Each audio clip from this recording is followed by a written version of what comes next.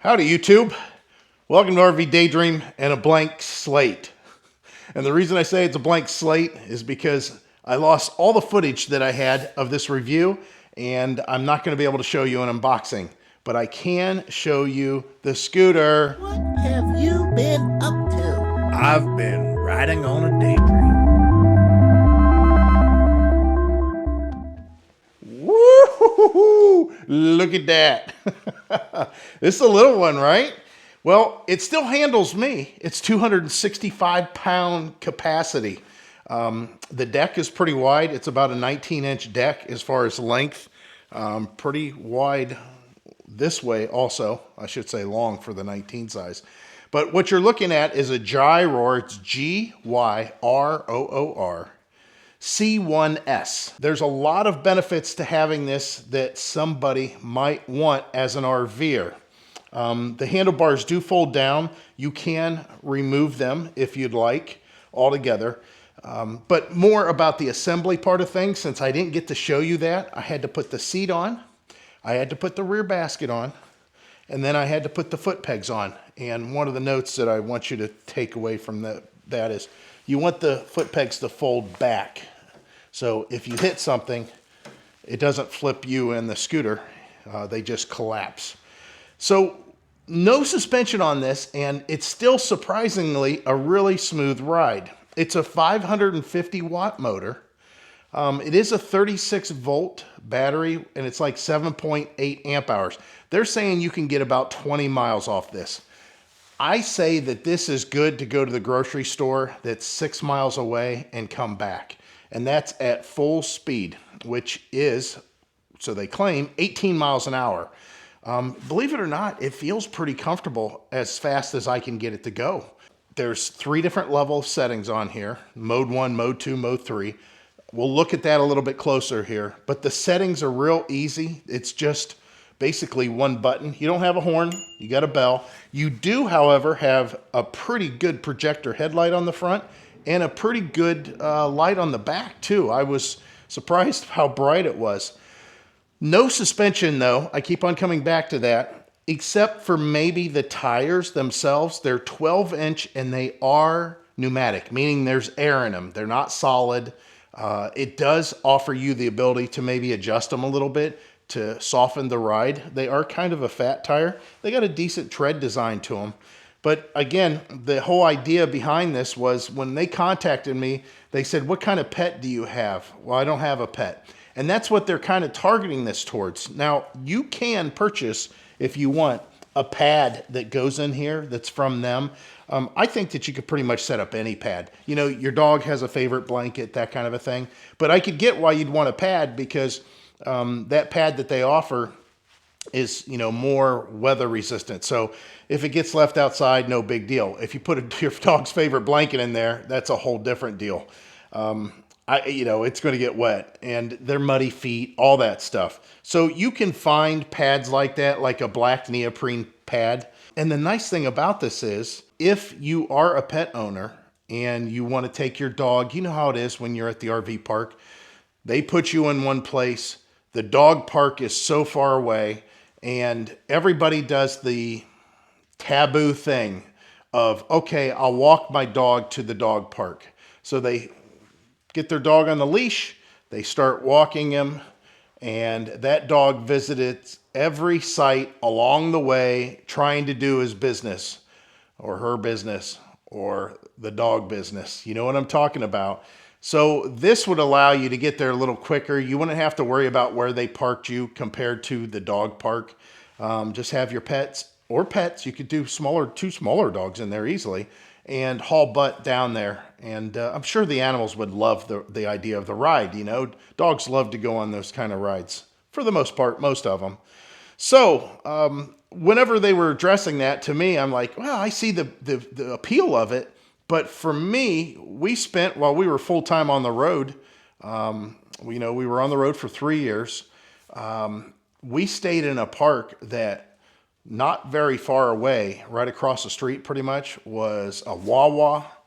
I hate to say, a Taco Bell. I hate to say, also very close. was a Popeye's chicken. And then there was a Jersey Mike's. There was a bank on the corner. There was another bank on the other corner. There was a Publix. There was a Staples. It was all right there, easily within range of this. Now, we had electric bikes, and we had to have electric bikes that had baskets on them. Well, this would have been just as easy, if not easier, to run over there. You know, it's so small. It's only about 48 pounds, so not very heavy at all. The seat, believe it or not, is the only real suspension that you have for your body. And when you sit on it, you can kind of hear the air release out of it. But man, is it thick. I mean, this is a very thick foam rubber seat that they've got going on there. And it's comfortable. Like I said, I took it for a ride. Again, this is all footage that I lost. We'll have to do another ride. And Heidi took it for a ride. And she says, I can't believe how smooth a ride it is. She goes, can I ride through the yard down the driveway? I said, yeah. I said, it's not bad. And it wasn't. So the other thing, huge brakes on this. Although they're not hydraulic, you can get an idea at 48 pounds and just your weight. It doesn't take very much brake to get you stopped, but it does have 2 disc brakes, which on scooters you could potentially get like a drum brake, but this one has 2 disc brakes. And the nice thing is, again, with the pets, you still have a basket on the back for whatever it is you need to pick up at the store. So there's a lot of benefits to it. Now, as far as this folding and being really small, sorta. I mean, you're going to remove the seat, which I'll kind of show you here, which will help being a little bit more portable, obviously. You know, we could just stick that in here. It's nice that there's a basket for that. So once the seat is in place, you can then just release the handlebars and they will fold down. Now, of course, you're going to put your foot pegs in, and it's a relatively small size. And it makes it a little bit easier for you to put it wherever you need to go. So what kind of height? Again, the weight, 265. That's me. I'm 260. I'm 6 foot. This handle's 5'1" to 6'1". I kind of like the idea that, again, it's so portable. So let's get a closer look at the display so you can see what that looks like. Again, there's just 2 buttons. One that's a big start button, and then a menu button to change the menu around. So there's going to be links down in the description below. They may have a Black Friday sale at the time that I'm filming this. I don't know when you're watching this. This could be Christmas, which this would make a great Christmas gift. And again, there's a lot of accessories that you can purchase to go along with this. Just look at their website. But going back to the display, again, you can see the quick release here will allow those handlebars to move left or right if you got it in kind of a tight situation. Once the handlebars folded down, it does allow this to move and adjust.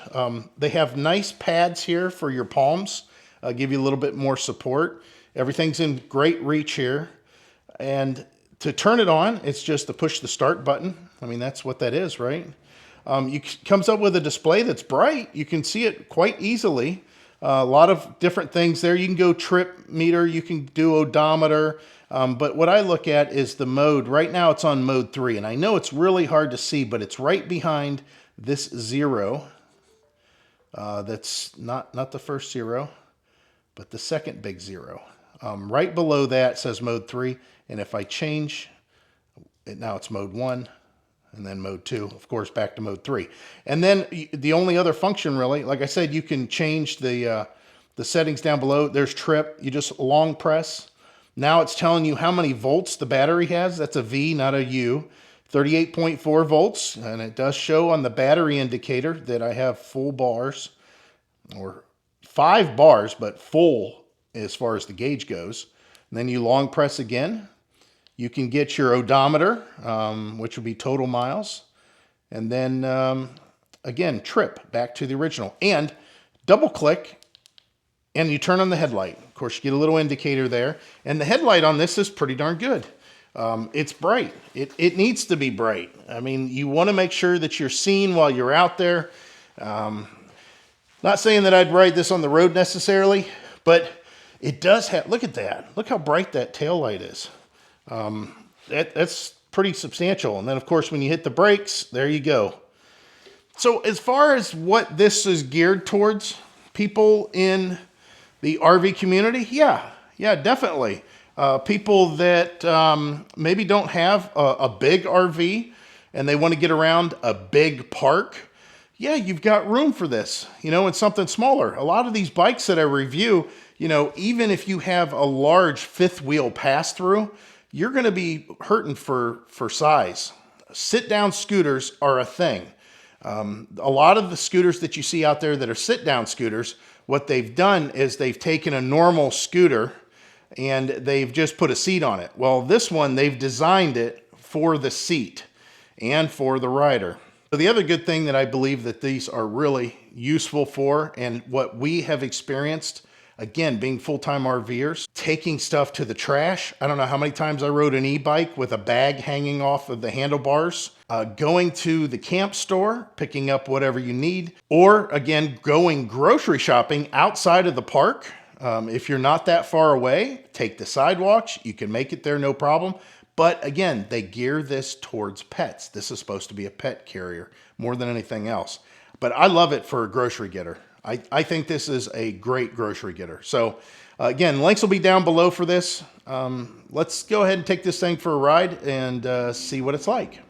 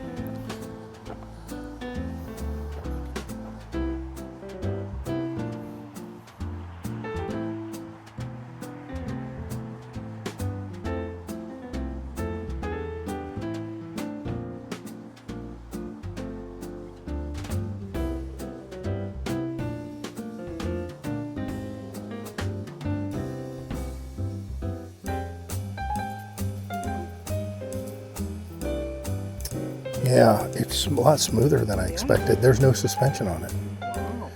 Yeah, it's just air in the tires, and it's a comfortable ride, isn't it? The seat could even go down further if you wanted. I'm fine with the seat. Yeah, I figured you were. Yeah, so we're gonna have to get a pet to haul. Yeah. Now this thing has a 3/4 throttle on the hand grip on the right hand side. It's not a thumb throttle. It's a personal preference. I don't have a problem with either one of them. It's a gloomy day out here. It's very cold, so you're not going to see me riding this a lot. But let's go ahead and go down the driveway and back.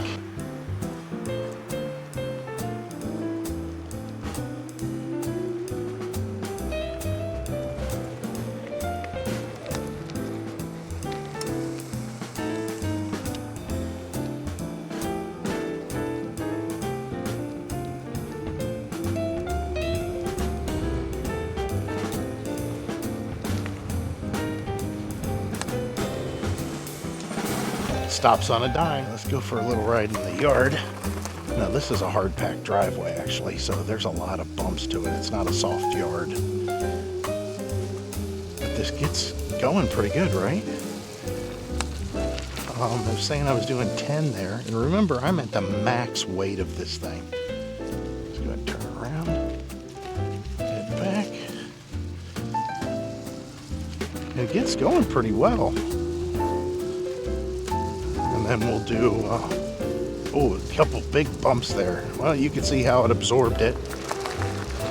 Right onto hard tarmac. We'll turn around here.